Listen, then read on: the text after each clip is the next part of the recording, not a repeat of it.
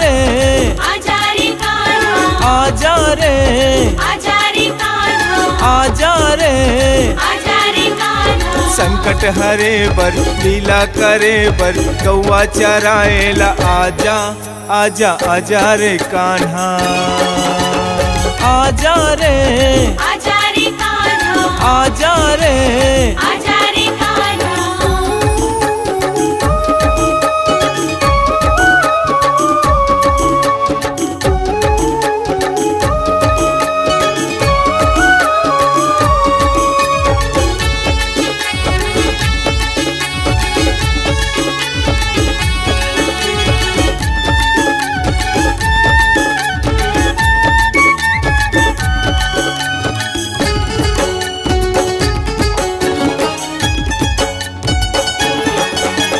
देवकी दाई के कोरा हरियाए बर, ताई यशोदा के नंदलाल कहाए बर।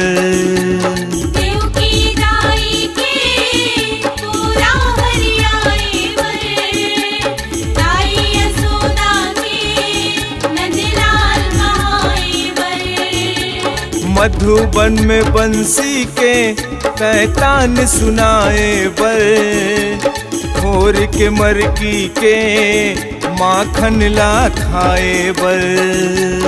मधुबन में बंसी के तैतान सुनाए बर, भोर के मरकी के माखन ला खाए बर। एते संकट हरे बर लीला करे बर गौआ चराएला आजा आजा आजा रे कान्हा, आजा रे आजा रे कान्हा, आजा रे आजा रे कान्हा।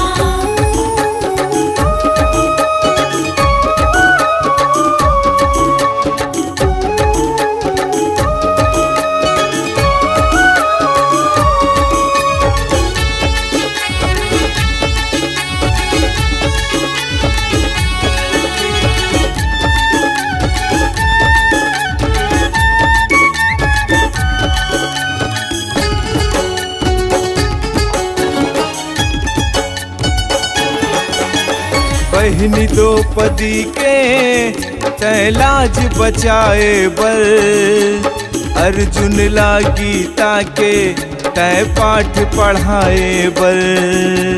बहिनी द्रौपदी के तैलाज बचाए बर, अर्जुन ला गीता के तय पाठ पढ़ाए बर।